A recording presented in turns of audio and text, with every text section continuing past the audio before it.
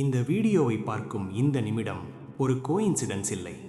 நீங்கள் இப்போ கேட்கப் போகும் இந்த வார்த்தைகள் உங்கள் வாழ்க்கையில் ஒரு டர்னிங் பாயிண்டாக மாறலாம். ஒரு கேள்வி கேட்கிறேன்.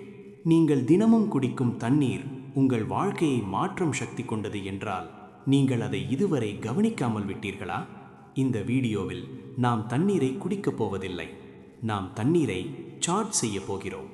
பணம், உறவுகள், வாய்ப்புகள், உள்ளார்ந்த அமைதி எல்லாமே தொடங்க போகிறது ஒரு கிளாஸ் ஆஃப் வாட்டரிலிருந்து. வாட்டர் மேனிஃபெஸ்டேஷன் என்பது லா ஆஃப் அட்ராக்ஷன் அடிப்படையில் உருவான மிகவும் எளிமையான ஆனால் ஆழமான ஒரு பயிற்சி. இந்த முறையில் நம்முடைய எண்ணங்களையும் உணர்வுகளையும் நேரடியாக தண்ணீருக்குள் இம்ப்ரிண்ட் செய்து அந்த தண்ணீரை உடலுக்குள் கொண்டு செல்கிறோம். உடல், மனம், ஆற்றல் மூன்றையும் இணைக்கும் ஒரு பாலம்தான் இந்த வாட்டர் மேனிஃபெஸ்டேஷன். நம்முடைய உடல் 70% மேலாக தண்ணீரால் உருவானது. அப்படியென்றால் நாம் உடலுக்குள் செலுத்தும் தண்ணீர் என்ன தகவலை கொண்டு செல்கிறது என்பது எவ்வளவு முக்கியம்.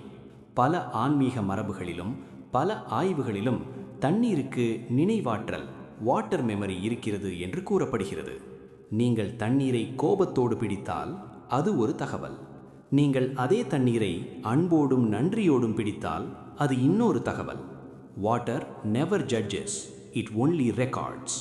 இப்போது இந்த பயிற்சிக்கு தயாராகலாம். ஒரு கண்ணாடி பாட்டில் அல்லது டிரான்ஸ்பரண்ட் வாட்டர் பாட்டில் எடுத்துக்கொள்ளுங்கள். பிளாஸ்டிக் பாட்டில் தவிர்க்க முடிந்தால் நல்லது.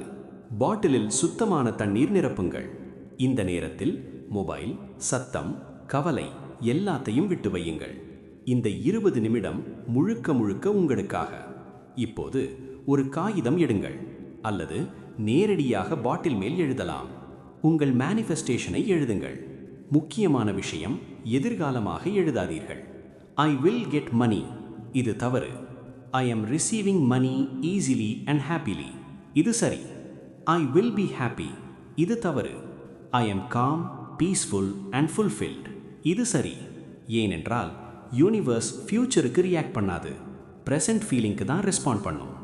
இப்போது அந்த பாட்டிலை 2 கைகளாலும் மெதுவாக பிடியுங்கள். கண்களை மூடுங்கள். மூச்சை மெதுவாக இழுத்து மெதுவாக வெளியே விடுங்கள். இன்னொரு முறை.